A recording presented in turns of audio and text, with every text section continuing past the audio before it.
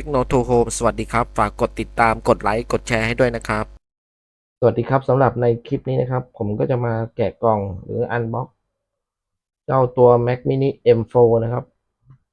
ของ Apple นะครับซึ่งมันก็คือเคส PC ตัวหนึ่งนะครับตัวนี้ก็สั่งมาจากออนไลน์ในเว็บ Apple เลยนะครับราคาก็จะอยู่ที่29,000 บาทนะครับเป็นสเปคต่ำสุดนะครับไม่มีจอไม่มีเมาส์ไม่มีคีย์บอร์ดแถมให้นะครับรุ่นนี้จะเป็นตัวล่าสุดของ Apple นะครับเปิดตัวมาเมื่อปลายปี2024นะครับ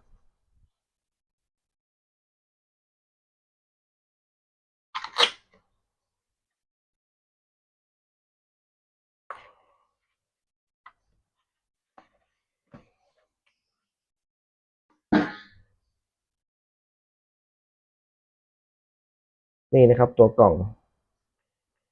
ที่ใส่เคส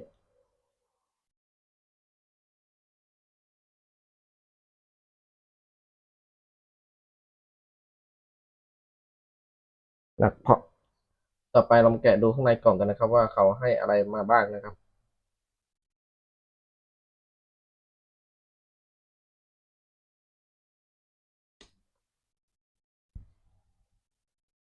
ก็จะมีตัวเคสของ Apple นะครับเป็นชุด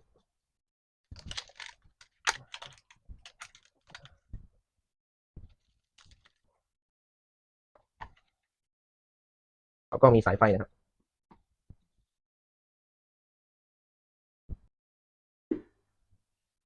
ในกล่องนะครับก็จะมีอยู่ด้วยกัน3 อย่างนะครับที่ให้มานะครับก็คือตัว Mac Mini นะครับ M4 1 ตัวนะครับแล้วก็สายไฟ220 โวลต์นะครับแล้วก็ตัวคู่มือนะครับ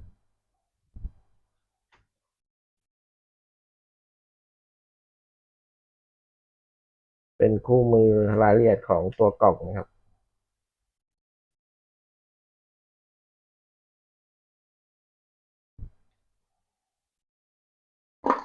สำหรับสายไฟนี้ก็จะมีความยาวอยู่ที่1.8 เมตรนะครับตัวปลั๊กเสียบนี่ก็จะเป็นแบบ2 ขั้วกลมนะครับ ตัวนี้รู้สึกจะหุ้มด้วยยางนะครับตัวจับส่วนตัวสายเหมือนจะเป็นผ้าถักนะครับบางๆหุ้มไว้นะครับเพราะมันจะสักๆหน่อยครับเวลาจับส่วนปลายที่ใช้เสียบกับตัวเคสนะครับก็จะเป็น2 ขั้วในลักษณะนี้นะครับเป็นพลาสติกนะครับตัวนี้ไม่ได้หุ้มยางนะครับ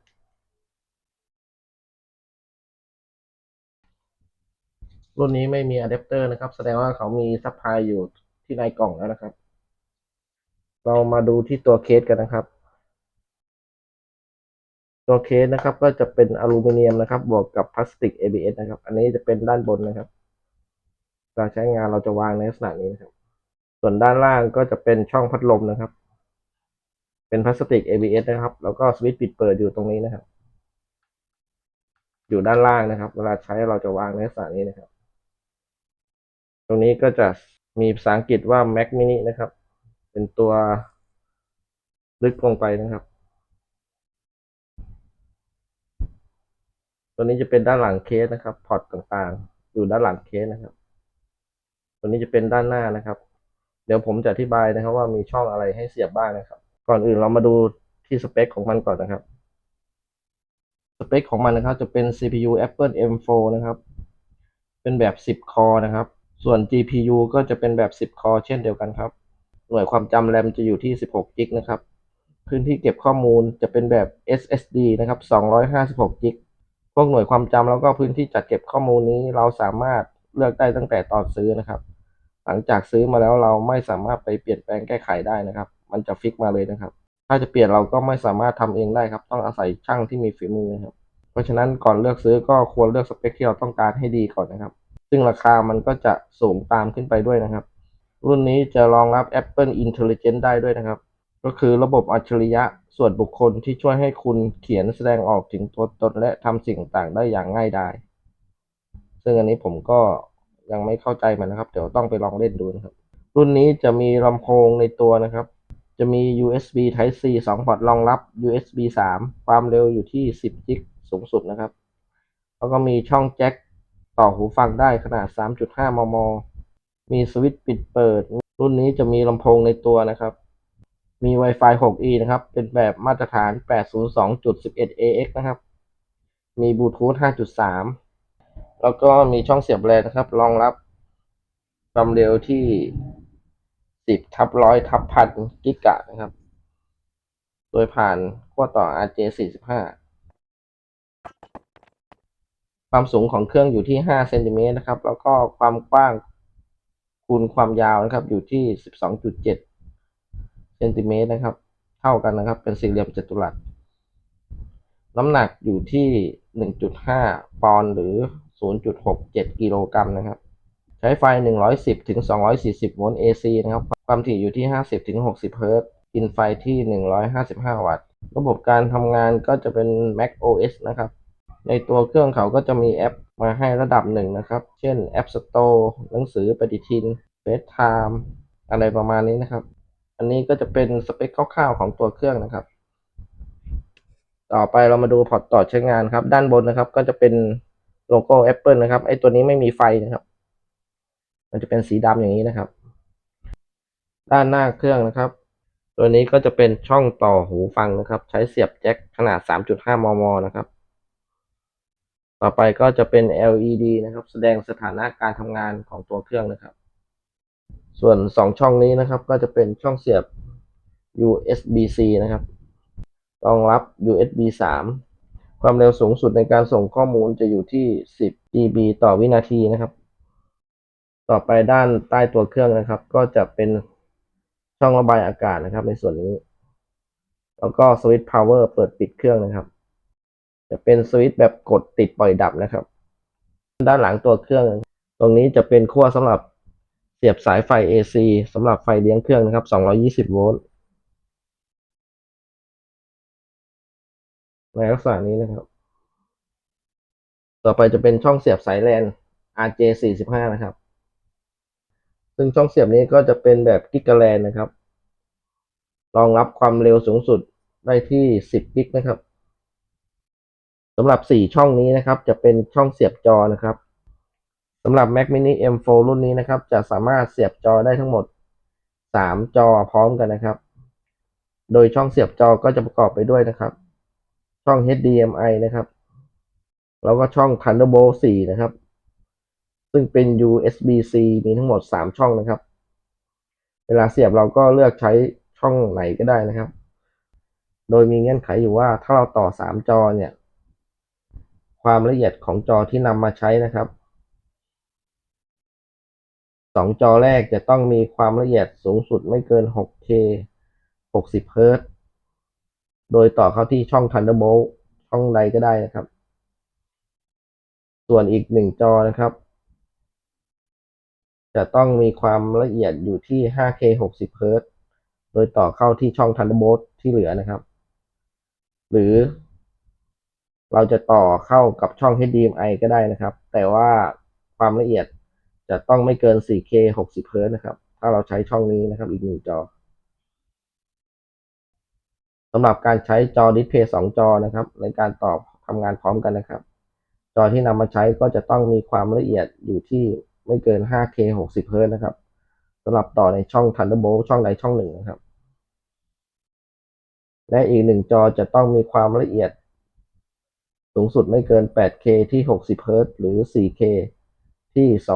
240 เฮิรตซ์ครับต่อเข้ากับช่อง Thunderbolt ช่องใดช่องหนึ่งหรือจะต่อเข้าช่อง HDMI ก็ได้นะครับ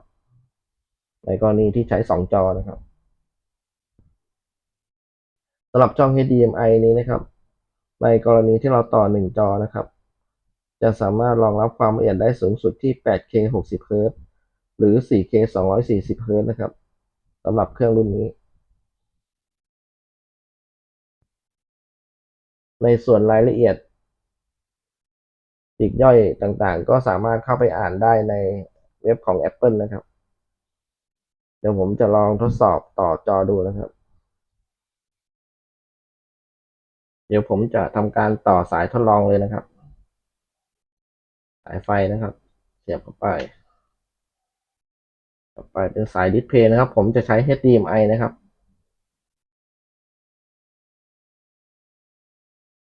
เริ่มต้นเราก็ต้องใช้เมาส์แบบมีสายไว้ก่อนนะครับสายเมาส์นะครับมันเป็น USB-A นะครับเนื่องจากตัว Mac mini นะครับมันมีแต่พอร์ต USB Type C นะครับเราก็จะต้องมีตัวแปลงครับตัวนี้นะครับฮับแปลง USB-C เป็น USB-A นะครับเพื่อจะได้ต่อเมาส์กับคีย์บอร์ดได้นะครับ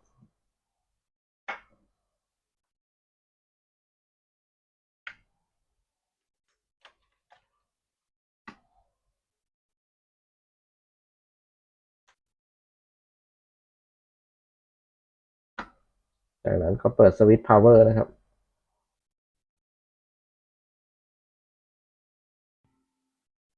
ไฟติดแล้วนะครับ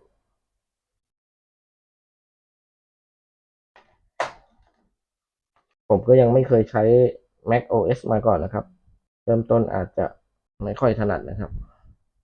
ในการเปิดใช้งานครั้งแรกนะครับสำหรับใครที่ไม่ได้ใช้เมาส์คีย์บอร์ดของ Apple โดยตรงนะครับผมแนะนำให้หาคีย์บอร์ดและเมาส์แบบมีสายมาเสียบใช้งานก่อนนะครับไม่งั้นตัวระบบมันจะไม่ให้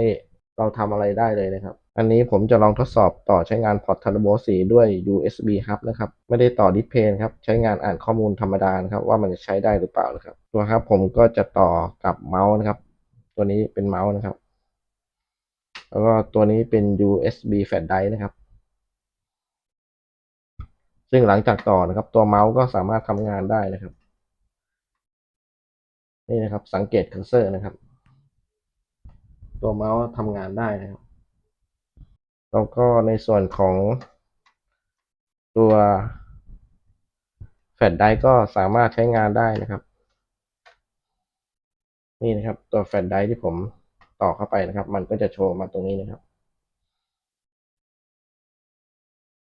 นี่นะครับตัวแฟลชไดรฟ์ที่ผมต่อคลิกดูได้นะครับ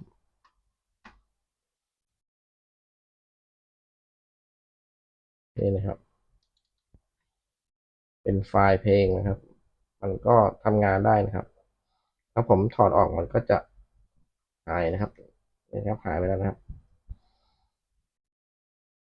ต่อใหม่นะครับ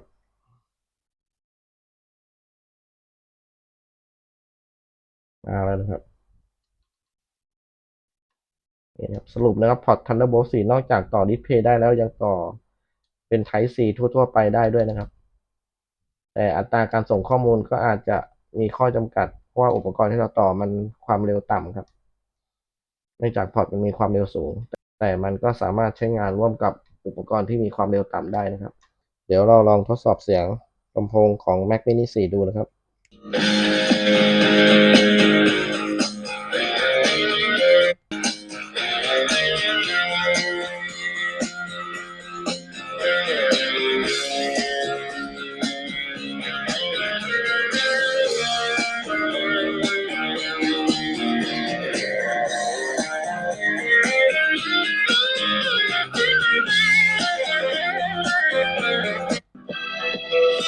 ก็เพราะว่าฉันชอบเธอตั้งแต่แรกเจอแต่ไม่กล้าบอก 60 minutes long play the original long play